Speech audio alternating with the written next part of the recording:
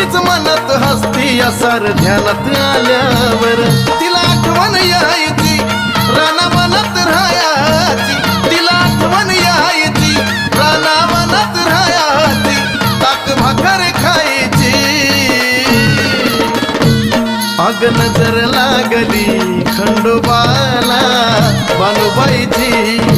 नजर लागली खंडोबाला बानुबाई